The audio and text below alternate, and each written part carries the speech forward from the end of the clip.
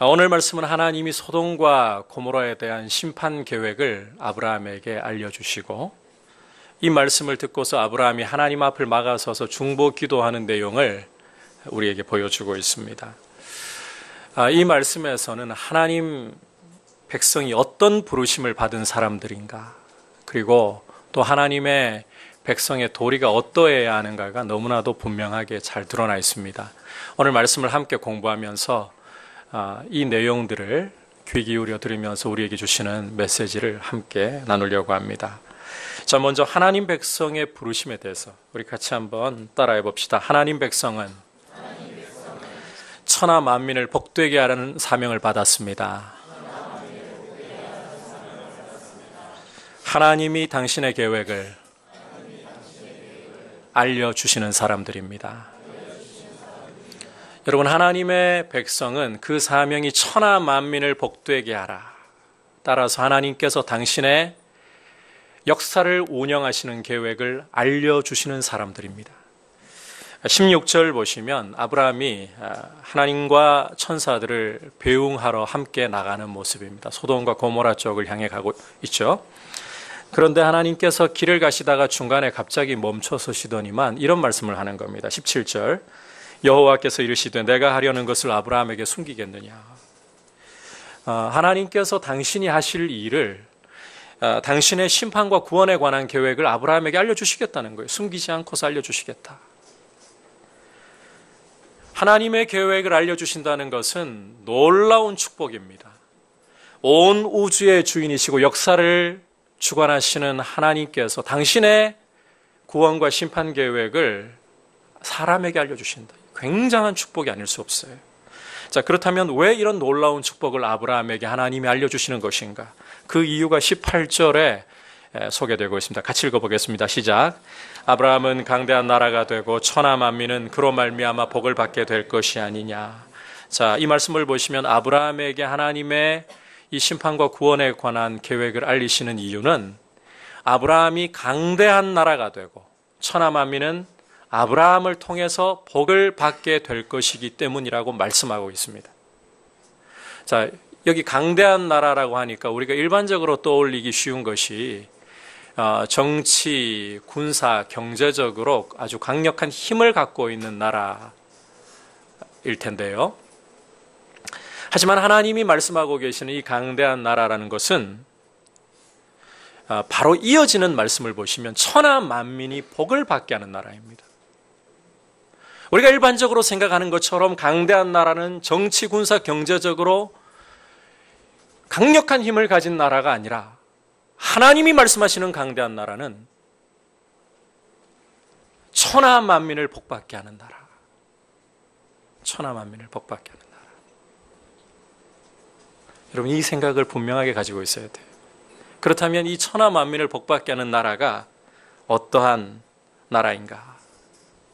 그 전에 이 세상에 과연 이와 같은 나라가 존재할 수가 있는가? 우리는 이 질문부터 한번 좀 던져봐야 됩니다. 왜냐하면 이 죄와 사망 권세 아래 묶여있는 세상은 욕망으로부터 절대로 자유로울 수가 없습니다. 이번 최순실 국정농단 사태에서 우리가 똑똑히 보듯이 나라의 운영을 맡고 있는 위정자들 어떻습니까? 지금 캐면 캘수록 도대체 어디까지인가? 욕망에 사로잡혀서 나라를 엉망으로 만들어 놔버린 거 우리 똑똑하게 보고 있지 않습니까? 그러니 어떻게 세상 나라가 과연 천하 만민을 복받게 할 수가 있겠습니까? 그래도 우리나라 밖으로 눈을 돌려보면 좀 괜찮은 나라가 있지 않을까요? 우리나라하고 아주 견고한 동맹이라고 늘 입버릇처럼 말하는 미국 한번 볼까요? 지금 클린턴과 트럼프 대선이 바로 일주일도 채 남지 않은 상황에 있죠. 미국 사람들이 이 두 후보자를 두고 뭐라고 이야기를 하는가 하면 덜 나쁜 악마를 뽑는다. 스스로들 하는 말이, 이 대선 주자들이 하는 말이 우리 미국은 단순히 미국 하나가 아니라는 거예요. 세계의 리더로서 영향을 끼쳐야 한다. 세계에 이 복을 흘려보내야 된다. 다른 말로 번역하자면. 그런데 여러분, 그 세계를 주름잡고 영향을 끼치려고 하는 나라에 지금 대통령 후보자들이 덜 나쁜 악마를 뽑아야 된다라는 이런 상황으로 흘러가고 있다는 거예요. 그러니 이 땅 가운데, 이 세상 가운데에 천하 만민은 고사하고 자국민조차 복을 끼칠 수 있는 나라가 과연 어디에 존재하는가? 따라서 이 천하 만민을 복받게 하는 나라는 이 세상 나라가 아니라는 것입니다. 따라합시다. 하나님 나라만이 천하 만민을 복받게 합니다. 이 세상 나라가 아니라 하나님 나라만이 천하 만민에게 복을 끼치는 나라입니다. 하나님은 이 복된 하나님의 나라를 이 세상 가운데 세우시는 그 출발점으로서 아브라함을 불러주셨습니다. 하나님 백성의 시조로서 아브라함을 불러주셨다는 말입니다. 이처럼 천하 만민을 복받게 하는 나라의 출발점이 되기 때문에, 그래서 하나님께서는 당신의 심판과 구원 계획을 아브라함에게 알려주시는 것입니다. 자, 이제 이어지는 말씀에서 하나님 나라가 그렇다면 어떠한 특징을 갖고 있는가? 아브라함의 이 사명을 통해서 보다 구체적으로 설명이 되고 있습니다. 우리 19절 함께 읽겠습니다. 시작. 내가 그로 그 자식과 권속에게 명하여 여호와의 도를 지켜 의와 공도를 행하게 하려고 그를 택하였나니 이는 나 여호와가 아브라함에게 대하여 말한 일을 이루려 함이라. 아브라함은 어떤 사명이 주어져 있습니까? 자기의 자식과 권속을 명하여 하나님 말씀을 지키고 의와 공도를 행하게 해야 한다. 그래서 아브라함을 택했다 말씀하고 계시죠. 여기 아브라함의 자식과 권속이라는 것은 다른 말로 설명하면 하나님 백성을 가리킵니다. 하나님 백성. 자, 그렇다면 이제 하나님 나라의 성격이 나오는데, 하나님 나라는 하나님의 말씀을 지키고 의와 공의를 행하는 백성들로 이루어진 나라. 하나님을 닮은 거룩한 백성들로 이루어진 나라라는 것입니다. 우리가 뒤에서 소돔 고모라에 대한 하나님의 선고를 통해서도 보겠지만, 죄가 있으면 남을 복되게 하는 것은 고사하고 자기 앞가림도 못합니다. 당장 하나님의 진노와 심판이 그 죄 위에 머물러 있는데 어떻게 남을 복되게 할 수가 있겠습니까? 따라서 죄에서 벗어나서 죄와 상관없는 거룩한 나라를 이루어야 비로소 그 빛으로서 하나님의 말씀대로 순종하는 그 의와 공의의 빛으로서 어둠 가운데 있는, 죄 가운데 있는 사람들에게, 만민에게 복을 끼칠 수가 있는 거예요. 그게 바로 하나님 나라라는 것입니다. 이런 나라의 시조로서, 출발점으로서 아브라함을 불러주셨기 때문에 하나님은 당신의 심판과 구원 계획을 아브라함에게 알려주시는 것입니다. 자, 그런데 참 놀라운 것은 이것이 비단 아브라함에게만 해당하는 한 개인에게만 국한되는 축복이 아니라는 겁니다. 아브라함이 하나님 백성의 조상이기 때문에 아브라함이 누리는 그 복은 그 후손에게, 다시 말해서 하나님 백성에게 다 전달되는 줄 믿습니다. 갈라디아서 3장 9절에서 이 사실을 우리가 볼 수가 있어요. 같이 갈라디아서 3장 9절, 갈라디아서 3장 9절 함께 읽어보도록 할까요? 시작. 그러므로 믿음으로 말미암은 자는 믿음이 있는 아브라함과 함께 복을 받느니라. 자, 이 말씀이 의미하는 것은 참 아브라함의 후손이고 참 하나님의 백성이라면 아브라함처럼 동일한 복을 누린다. 아브라함에게 하나님이 자신의 계획을 알려주시는 것처럼 하나님의 백성이라면 누구나 하나님의 계획을 알 수 있도록 알려주시는 축복을 누린다는 것입니다. 왜? 아브라함과 함께 천하 만민을 복받게 할 통로로 하나님 백성들이 부르심을 받았으니까. 자, 계속해서 요한복음 15장 15절도 보도록 하겠습니다. 시작.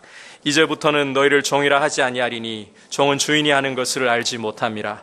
너희를 친구라 하였노니 내가 내 아버지께 들은 것을 다 너희에게 알게 하였음이라. 자, 지금 예수님께서, 하나님 나라의 왕이신 예수님께서 직접 제자들에게, 하나님 나라 백성의 초석들을 이룰 제자들에게 하시는 말씀입니다. 자, 그 내용이 예수님을 믿는 하나님 백성들을 친구로 여겨주시고, 친구로. 하나님의 심판과 구원 계획을 다 너희에게 알려주겠다. 이 말씀들을 통해서 우리가 분명히 붙잡아야 할 것은, 여러분, 우리 자신이 누구인가? 교회가 어떠한 사명을 가지고 있는가? 하나님의 백성들은 조상인 아브라함과 함께 한번 따라합시다. 천하 만민을 복되게 하는 사람들입니다. 여러분, 교회는 아브라함과 함께 천하 만민을 복되게 하는 사람들, 하나님 나라, 하나님 백성을 이루는 사람들입니다. 그러하기에 하나님께서는 교회에게 당신의 심판과 구원의 계획을 알려주시는 것입니다. 오늘 우리 한국교회는 이 사명을 잊어버리고 있습니다. 오늘 여러분 설교가 좀 무겁고 어두운 면이 있더라도 이해해 주시길 바랍니다. 우리 한국교회가 지금 이 나라의 이 참 고통스러운 상황에서 역할을 제대로 못하고 있는 게, 교회가 도대체 어떠한 사명을 가지고 있는가? 우리가 좀 좁혀서 들어오면 나는 어떠한 사명을 하나님께 받은 사람인가? 천하 만민을 복되게 하는 사람들입니다. 이 사명을 잊어버리니까 신앙생활도 그냥 나 한 사람 잘 되면 끝입니다. 내가 때 안 묻으면 그만입니다. 그렇지 않아요. 우리는 천하 만민을 복되게 하려고 하나님이 불러주신 사람들입니다. 그래서 하나님께서 당신의 거룩한 말씀을 통해 당신의 심판과 구원의 계획을 우리에게 알려주시는 것입니다. 이 거룩한 사명을 여러분 다시 한번 되새기고 붙잡을 수 있기를 축복합니다. 자, 그렇다면 이제 하나님 백성의 도리가 어떠해야 되는가? 한번 따라합시다. 기도로 하나님 동역자가 되어서 천하 만민을 복되게 하는 통로가 되어야 합니다. 여러분, 우리 하나님 백성의 도리는 기도로 하나님의 동역자가 되고 또 하나님 복을 흘려보내는, 만민을 복되게 하는 통로가 되어야 하는 것입니다. 자, 이제 하나님께서 아브라함에게 알려주신 계획을 좀 더 구체적으로 들여다보면 20절, 21절에서 그 내용이 소개되고 있죠. 소돔과 고모라의 죄를 하나님이 직접 살펴보시고 그 죄에 대해서 심판하시겠다는 내용입니다. 자, 그 다음에 이어지는 내용이 굉장히 중요합니다. 여러분, 22절 우리 함께, 특히 이 말씀 굉장히 중요한데 함께 읽어보겠습니다. 시작. 그 사람들이 거기서 떠나 소돔으로 향하여 가고 아브라함은 여호와 앞에 그대로 섰더니. 자, 이 말씀 읽으면서 여러분 조금 뭔가 이상한 생각이 드셔야 돼요. 소돔과 고모라에 가서 직접 그 죄상을 살펴보시겠다고 말씀하신 분이 누구십니까? 하나님이시죠. 그런데 정작 하나님은 소돔으로 향하여 가시지 않고 누구만 가고 있습니까? 천사들 둘만 가고 있습니다. 왜 그렇게 하실까요? 이유를 가만히 22절에서 찾아보니까 무슨 이유로 안 가시는 건가요? 아브라함이 하나님 앞에 서 있으니까. 여러분, 이거 가볍게 보실 문장 아닙니다. 이걸 좀 더 다르게 해석을 하자면 아브라함이 하나님을 막아 서 있다는 겁니다. 그래서 하나님이 소돔과 고모라로 가시지 못하고 있다는 겁니다. 자, 이 부분을 우리가 고대 히브리 서기관들의 해석을 따라서 다시 해석을 해보면 한번 따라해 볼까요? 하나님이 아브라함 앞에 서 계셨다. 하나님이 아브라함 앞에 서 계셨더라. 지금 아브라함이 하나님 앞에 서 있는 것 같은데 사실은 아니에요. 하나님이 길을 가시지 않고 아브라함 앞에 머물러 계시는 거예요. 자, 상황을 다시 정리하면 이렇습니다. 지금 눈으로 볼 때는 아브라함이 길을 막아서 하나님을 가시지 못하게 하는 것 같습니다. 그런데 사실은 정확히 말하자면 아브라함이 하나님을 가로막고 있는 것이 아니라 그와는 반대로 하나님 스스로 아브라함 앞에 서 계시면서 아브라함이 길을 가로막도록 작정하고 그 가로막음을 바라고 계시는 상황이라는 것입니다. 이게 도대체 무슨 말인가요?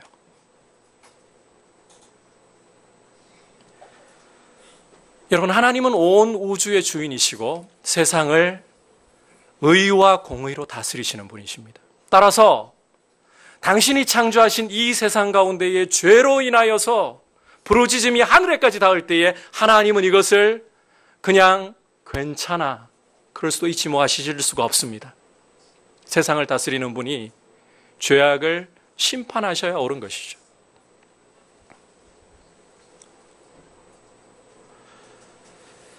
중요한 것은 하나님께서 이와 같은 계획을 당신의 백성에게 알려주시는데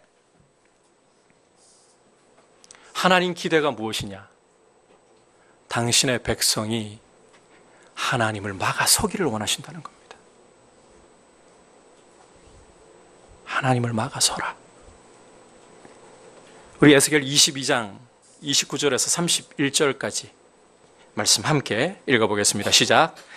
이 땅 백성은 포악하고 강탈을 일삼고 가난하고 궁핍한 자를 압제하고 나그네를 부당하게 학대하였으므로 이 땅을 위하여 성을 쌓으며 성 무너진 데를 막아서서 나로 하여금 멸하지 못하게 할 사람을 내가 그 가운데서 찾다가 찾지 못하였으므로 내가 내 분노를 그들 위에 쏟으며 내 진노의 불로 멸하여 그들 행위대로 그들 머리에 보응하였느니라. 여러분, 함께 읽은 이 말씀에서 어떤 사실을 알 수 있습니까? 하나님은 당신의 진노를 막아설 사람을 찾고 찾으신다는 것이죠. 바로 이 사명을 하나님의 백성이 감당하기를 원하고 계신다는 것입니다. 그런데 여러분, 우리가 오해하지 말아야 될 것은 하나님을 막아서라고 하시니까 마치 우리가 하나님을 막아설 수 있는 자격과 권세가 되는 것처럼 생각하면 큰일 난다는 거예요. 누구도 감히 하나님을 막아설 자격과 권세가 없습니다. 우리가 도대체 뭐라고 하나님을 막아설 수가 있겠습니까? 따라서 이 말씀은, 하나님을 막아서라, 이 말씀은 하나님의 헤아릴 수 없는 큰 사랑과 긍휼의 표현이라는 말 외에는 달리 설명할 수 있는 말이 없어요. 하나님의 그 크신 사랑과 긍휼 때문에 하나님은 진노 중에서라도 긍휼을 베푸시고 구원을 베푸시겠다. 이 의지를 나타내는 말씀이라는 것 외에 달리 설명할 수가 없어요. 자격이 돼서가 아니라, 권세가 있어서가 아니라 하나님의 긍휼을 나타내시는데, 하나님의 사랑을 나타내시는데, 그 구원의 은혜를 나타내시는데 너희가 동참해 주지 않겠니?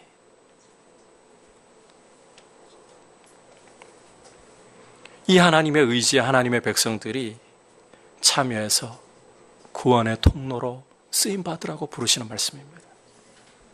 이게 바로 아브라함을 시작으로 해서 하나님 백성이 감당해야 할 사명이기 때문에 천하 만민이 복을 받게 하려 함이라. 이제 이어지는 말씀은 아브라함이 이 사명에, 이 부르심에 어떻게 참여하는가를 보여주는 말씀입니다. 우리 23절에서 25절까지 함께 읽어보겠습니다. 시작. 아브라함이 가까이 나아가 이르되 주께서 의인을 악인과 함께 멸하려 하시나이까 그 성 중에 의인 50명이 있을지라도 주께서 그곳을 멸하시고 그 50의인을 위하여 용서하지 아니하시리이까. 주께서 이같이 하사 의인을 악인과 함께 죽이심은 부당하오며 의인과 악인을 같이 하심도 부당하니이다. 세상을 심판하시는 이가 정의를 행하실 것이 아니니까. 자, 하나님이 아브라함에게 당신의 계획을 말씀하시고 이제 아브라함이 하나님 앞에 막아서 있을 때에, 자, 이 상황에서 아브라함이 이제 어떻게 하고 있습니까? 중보 기도를 드리고 있죠. 중보 기도를. 여러분, 성도가 하나님의 진노를 막아서고 하나님의 긍휼과 사랑을 나타내시는 일에 참여할 수 있는 가장 중요한 통로가 무엇이냐? 바로 기도입니다. 하나님은 역사를 경영하시는 당신의 일에 당신의 백성이 기도로 참여하기를 원하고 계신다는 말입니다. 따라서 기도로서, 중보기도로서 역사를 운영하시는, 역사의 수레바퀴를 운영하시는 이 하나님의 일에 참여하십시오. 이것이 성도의 도리입니다. 하나님이 당신의 백성에게 이 도리를 원하고 계십니다. 천하 만민을 복되게 하는 이 사명에 참여하십시오. 기도로서. 여러분, 이 나라 지금 상황이 요즘 설교 준비가 집중이 잘 안 돼요. 도대체 이 나라 꼴이 어떻게 돌아가는 것인가? 캐내어도 도대체 이 비리와 이 어둠이 어디까지인가?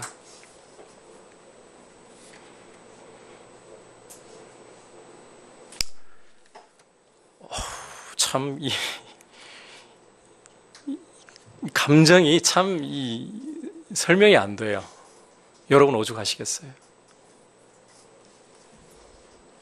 그런데 여러분, 우리가 이 사태 속에서 제대로 좀 봐야 될 게 있어요.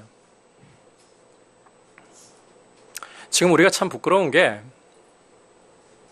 어제 광화문 광장에는 20만 명이 모여서 대통령 하야라고 피켓을 들고 시위를 했습니다. 나라를 바로잡겠다고.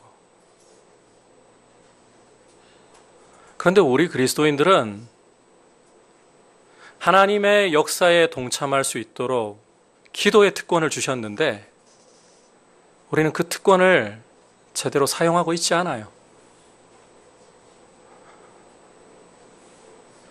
여러분, 정치적으로나 사법적으로 진실이 다 드러나서 성역 없는 수사가 다 이루어져서 제대로 이번에 이 나라가 수술 받아야 되는 거 맞습니다. 이거 그리스도인들이 간과하시면 안 돼요. 국가에 복종한다는 것은 하나님이 국가를 세우신 분이시기 때문에 그 권세 때문에 복종하는 것이지 국가가 법을 어기고 잘못 갈 때에 그것마저 복종하라는 뜻이 아닙니다. 우리가 로마서 13장이라든지 또 디모데전서 2장이라든지 이런 말씀들을 함부로 잘못 설교하면 안 돼요. 드러나야 돼요. 수술되어야 돼요. 그런데 우리 그리스도인들은 그걸로 끝내면 안 되는 사람들입니다. 여러분, 이 배후에 진짜 무엇이 있는가를 봐야 돼요. 우리의 싸움은 혈과 육에 대한 것이 아닙니다. 정사와 권세와 어둠의 이 세상 주관자들과 하늘의 악한 영들에게 대한 것입니다. 여러분, 이 모든 비리에 우리 그리스도인들은 눈에 보이는 이 모든 비리 뒤에 결국은 이 세상을 죄와 사망 권세로 묶고 있는 저 어둠의 권세, 마귀의 세력을 볼 줄 알아야 되는 거예요. 그렇다면 여러분, 정말 이 나라를 위해서 제대로 우리가 복을 받게 하려면 기도라는 무기로 싸워야 돼요. 어린아이들도 지금 촛불 들고 나라 바로잡겠다고 하고 있는데 우리 안 부끄럽습니까? 이 어둠의 세상 주관자들과 하늘의 악한 영들에게 대해 우리가 싸울 수 있는 무기가 하나님의 말씀과 기도라면 나중에 줄게요. 기도해야죠.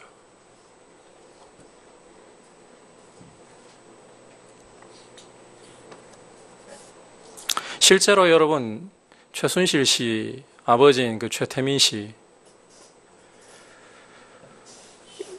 이 사람 연구한 것에 의하면 이단 연구 전문가인 고 탕명환 소장님께서 이 사람을 조사를 해보니까 과거에 제가 이름 정확히 기억은 안 나는데 원기영인가 하는 이름입니다.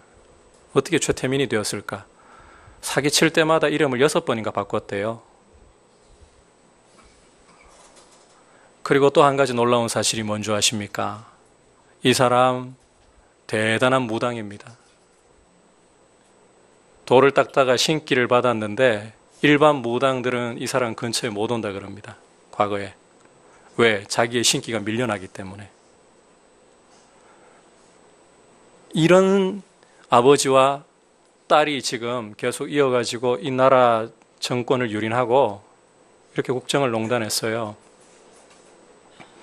결국 파고 들어보면 이것이 이런 무당에 의한 짓이 아니라 쳐도 결국 우리 그리스도인들의 시선은 어디까지 보아야 되는가 하면 이 모든 문제를 가져온 것은 죄와 사망 권세라는 사실을 우리가 세상을 바라볼 때 볼 수 있어야 돼요. 그래서 우리 그리스도인들은 기도로 이 사태 가운데에서 정신을 차리고 나라를 위해서 기도해야 돼요. 주님 오실 때까지 이 세상 나라에서 죄와 사망 권세는 물러나지 않을 것입니다. 그러나 교회가 막아낼 수 있는 데까지 빛으로서 막아내야 되는 거예요. 이런 일에 연합을 해야 되는 거예요. 우리 하나님께서 기도로 하나님의 세상을 경영하시는 일에 불러주셨습니다. 깨어 기도할 수 있기를 축복합니다. 여러분 진짜 기도해야 될 때예요. 지금 여러분 우리 수능 칠 아이들 얼마 남지 않았는데 죄송합니다. 수능 치는 것 그보다 지금 더 중요한 게 이 나라 하나님 은혜 안에서 바로 잡혀야 돼요. 지금 고3짜리들이 피켓 들고 나가서 그런 이야기를 하고 있습니다. 지금 들어가서 공부를 하면 좀 더 좋은 대학 들어갈 수 있겠죠. 그런데 우리가 배운 나라가 이 나라가 아닙니다. 이렇게 지금 이야기를 하고 있습니다. 하나님 원하시는 교회의 모습이 무엇일까요? 이 땅 가운데 하나님의 나라가 이루어지도록 하나님 나라의 백성으로 우리를 불러주셨는데 이 땅 가운데서 우리가 어떠한 사명을 감당을 해야 될까요? 여러분 깨어서 기도할 수 있기를 축복합니다. 특별히 우리가 이 기도를 할 때 두 가지 태도를 아브라함에게 좀 배워야 돼요. 첫 번째 한번 따라 합시다. 하나님 뜻과 결정을 겸손히 수용하는 법을 배워야 합니다. 여러분 23절에서부터 32절까지로 이어지는 아브라함의 기도의 내용을 보시면 이 내용 전체에 하나님 판결에 대해서 아브라함은 반박하거나 이의를 제기하지 않습니다. 소돔과 고모라에 대해서 하나님이 심판과 멸망을 선고하시는데 하나님 왜 멸하시려고요? 반기 들지 않습니다. 그대로 하나님의 뜻을 수용하고 있어요.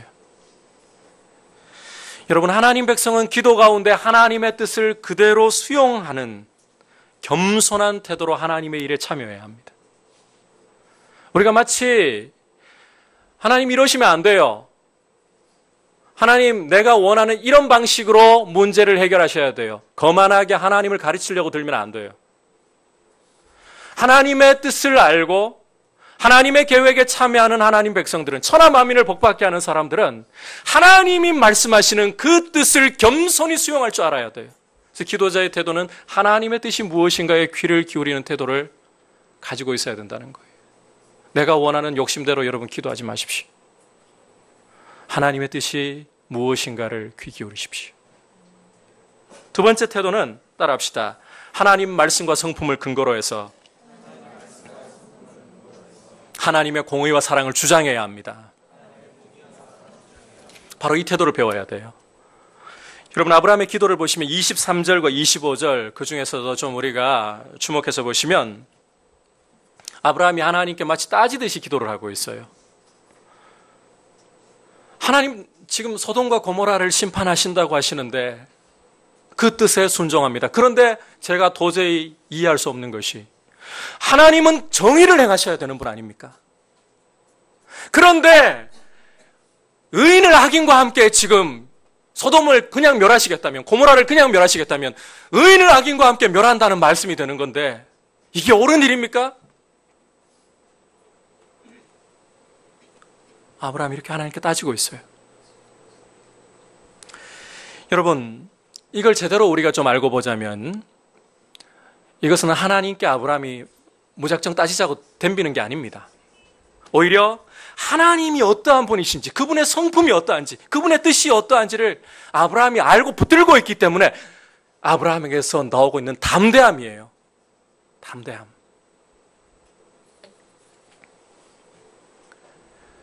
하나님 백성이 하나님이 어떠한 분이신가를 알고 그분의 뜻을 굳게 붙잡을 때 하나님 앞에서 담대한 주장이 허락되는 줄 믿습니다. 이어지는 26절 말씀을 보시면 이 사실을 확인할 수 있어요. 우리 26절 같이 읽겠습니다. 시작. 여호와께서 이르시되 내가 만일 소돔 성읍 가운데에서 의인 50명을 찾으면 그들을 위하여 온 지역을 용서하리라. 이게 무슨 말씀입니까? 하나님 의인을 악인과 함께 멸하시는 게 옳습니까? 이것은 정의를 행하실 분이 하실 일이 아니지 않습니까? 의인 50명이 있다면 어떻게 하실 건가요? 그럴 때 하나님 뭐라 하십니까? 맞다. 내가 그 성에서 의인 50명만 발견하면 그 성을 용서하겠다. 여기서 출발해가지고 어디까지 내려갑니까? 50에서 출발한 게 처음에는요, 50, 세 번은 50 감해져요. 45, 40. 아브라함이 이렇게 내려가다간 안 되겠다고 느꼈던지 그 다음 세 번은 10씩 감해져요. 성경 최초의 디스카운트가 여기서 나오고 있어요. 그런데 의인 10명까지 내려가는데 하나님께서 의인 10명만 찾아도 내가 이 소돔과 고모라를 멸하지 않겠다. 아브라함 너의 말이 맞다. 하나님 성품을 붙들고 하나님 뜻을 붙들고 성도가 주장할 때 하나님은 그 주장에 묶여주십니다. 그 담대함을, 그 요구를 허락하신다는 말이에요. 따라서 우리가 기도하는 태도 한번 따라합시다. 겸손하지만 담대하게. 하나님의 뜻을 수용하는 겸손함으로, 그리고 하나님의 뜻을 알았다면 그 뜻을 붙잡고 주장하는 담대함으로, 이것이 바로 천하 만민을 복되게 하는 하나님 백성이 하나님께 나아갈 때 가져야 할 자세입니다. 겸손하지만 담대하게 기도로 하나님 앞에서 천하 만민을 복되게 하라는 사명을 붙잡으시길 축복합니다. 자, 이제 마지막으로 오늘 말씀에서 우리가 한 가지 중요하게 붙잡아야 할 메시지가 더 있어요. 한번 따라합시다. 하나님의 주된 관심과 시선은 의인에게 있습니다. 여러분, 하나님의 주된 관심과 시선은 바로 의인에게 있다는 사실을 오늘 말씀에서 놓치지 말아야 합니다. 오늘 말씀 읽으면서 우리가 질문 하나 좀 던져볼 필요가 있을 것 같아요. 아브라함이 디스카운트 할 것 같으면 왜 끝까지 가지 10에서 멈췄을까? 궁금하지 않습니까? 아브라함이 하나님을 막아서 가지고 지금 중보 기도할 때 아브라함도 인지상정을 갖고 있지 않습니까? 누구 떠올렸을까요? 소돔에 있는 조카 롯. 롯도 지금 소돔에 살다 보니까 때가 묻어가지고 의인이지만 이게 의인인지 아닌지 구별이 안 될 정도가 되었지만 그래도 하나님을 아는 의인이라는 거 아브라함도 알고 있거든요. 롯과 그 가족 4명, 아브라함이 분명히 하나님을 막아서서 기도하면서 마음에 두고 있었을 텐데 소돔이 멸망당한다면 롯의 가족은 도대체 어떻게 되는 것인가 그 염려를 가지고 기도했을 텐데 왜 아브라함은 자 롯의 가족 19장 보시면 총 숫자가 4명이에요. 4명까지 디스카운트를 안 하느냐는 거예요. 왜 10명에서 멈춰버리냐는 거예요. 어떤 목회자들 가운데는 아브라함 진짜 잘못했다. 갈 거면 1명까지 가야지. 아브라함 이건 큰 잘못을 저질렀다. 죄를 저질렀다. 죄송합니다. 강단에서 이런 소리를 해가지고 그 목사님 무식한 거예요. 성경을 연구를 제대로 안 하든지 해도 어정쩡하게 대충 하든지. 고대 근동에서 이 10이라는 숫자는 완전성 또는 전체를 대표하는 숫자입니다. 따라서 사회를 형성하려고 하면 최소 10명이 있어야 돼요. 공동체를 형성하려면. 자, 10명이 사회의 최소 단위라는 거예요. 그래서 유대인들이 회당을 세울 때에 남자 10명을 요구한 게 바로 그런 맥락이에요. 사회의 최소 단위니까. 공동체의 최소 단위니까. 자, 그렇다면 이제 아브라함이 10명에서 멈춘 이유가 뭔지 좀 여러분 이해가 되시겠어요? 자, 10명이 사회를 이루는, 공동체를 이루는 최소의 단위이기 때문에 10명만 있어도, 의인 10명만 있어도 하나님이 소돔과 고모라 전체를 다 용서하시겠다. 여러분 이게 무슨 표현입니까? 하나님의 큰 긍휼과 사랑의 표현이 최소 단위까지 오는데 다 드러나고 있는 거예요. 최소의 숫자만 있어도 이 도시 전체를 다 용서해 준다. 의인 10명에서 멈추는 것은 아브라함이 잘못하는 게 아니라 하나님이 최소의 의인만 봐도 그 도시 전체 용서하신다. 이 큰 긍휼과 사랑을 아브라함이 확인했기 때문이라는 거예요. 그렇다면 여러분, 이 의인 10명, 최소 단위조차 없어가지고 소돔과 고모라가 심판을 당할 수밖에 없다. 그렇다면 의인 한 사람 혹시 있으면 어떻게 됩니까? 아브라함의 계산이 어디까지 갈 수 있습니까? 4명. 이들은 어떻게 되는 겁니까? 심판을 당해도 그 의인들을 하나님 안 잊어버리신다는 겁니다. 그래서 롯의 이름도 거명할 필요가 없는 거예요. 하나님은 단 한 사람도 의인을 놓치지 않으신다. 진노 가운데 소돔과 고모라를 멸하신다 해도 최소 단위까지 내려와도 도시를 다 사하시는 분이라면 의인 절대로 안 잊어버리신다. 하나님과 기도하는 중에 이 확신이 밀려오고 있는 거예요. 여러분, 의인 10명은 하나님의 큰 긍휼과 사랑, 다시 말해서 의인은 한 사람도 하나님 잊어버리지 않으신다. 그래서 하박국 2장 4절에서 바벨론에 의해서 유다가 멸망 직전에 이르렀을 때 하나님 어떻게 저 갈대아 할례도 없는 하나님도 없는 저 악인들을 들어가지고 그래도 하나님 백성인데 잘못해도 하나님 백성인데 이 유다를 심판하시겠다고 하십니까? 그럴 때 하나님 하시는 말씀이 오직 의인은 말을 타고 달려가면서도 똑똑히 읽을 수 있도록 기록해라. 오직 의인은 믿음으로 말미암아 살리라. 하나님 잊어버리지 않으신다는 거예요. 의인을. 이걸 아브라함이 아는 거예요. 그렇다면 우리가 이런 결론을 내릴 수가 있습니다. 하나님의 관심과 시선은 누구에게 있다? 의인에게. 여러분, 죄인이 아무리 넘쳐나고 악이 아무리 넘쳐난다 할지라도 하나님의 뜻대로 살려고 몸부림치고 하나님 앞에서 눈물로서 이 죄악을 하나님 어떻게 해야 됩니까? 부르짖는 의인이 있다면, 그런 의인 10명이 있다면 하나님 도시를 멸하지 않겠다 하셨습니다. 심지어 심판이 불가피해서 불이 떨어지는 상황에서도 하나님은 의인 한 사람까지도 잊어버리지 않고 건져내시는 분입니다. 그만큼 하나님의 주된 관심과 시선은 의인에게 있습니다. 그렇다면 저는 오늘 이 대한민국의 절망적인 현실에서 절망의 골짜기에서 소망을 저는 볼 수 있습니다. 대한민국의 소망은 거룩한 교회라는 사실이 있습니다. 교회가 하나님 뜻대로 하나님의 교회다운 모습을 회복하기만 한다면,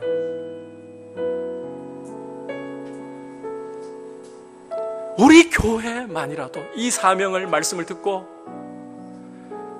다시 한번 결단하고 하나님 교회답게 일어서고 싶습니다. 하나님의 말씀을 지키며 의와 공의를 행하는 하나님 나라를 이루어가는 사람으로 내가 서고 싶습니다. 이 열망으로 일어난다면 하나님 의인들 때문에 진노를 거두실 줄 믿습니다. 교회는 이와 같은 시대적 사명을 가지고 있습니다.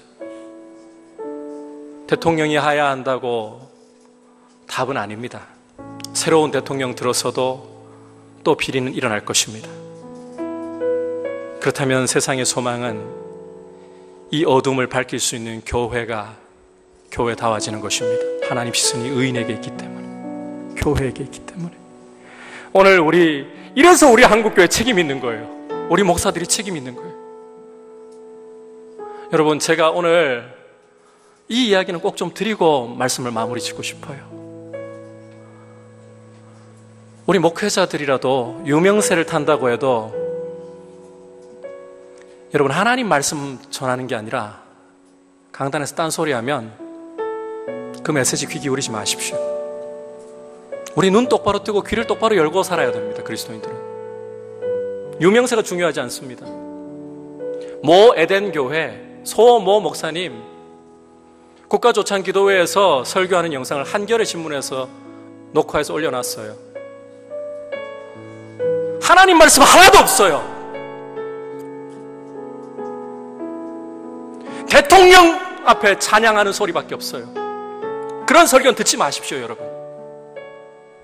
그건 설교가 아니에요. 하지만 여러분, 가신학교에 들어간 어린 전도사님이라 해도 하나님의 말씀대로 전하고 있다면 오히려 두려움과 떨림으로 하나님 말씀으로 받으려고 하십시오. 그리고 말씀이 교회를 다스리도록, 목사가 다스리는 것도 아닙니다. 장로님들이 다스리는 것도 아닙니다. 하나님 말씀이 교회를 다스리고 의와 공의를 행하는 모습으로 교회가 갈 수 있도록.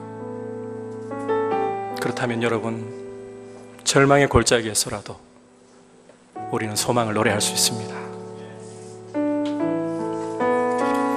이런 의인들로 되시길 축복합니다. 우리 주님 앞에 같이 나의 백성이 다 겸비하여 고백드리도록 합시다. 백성이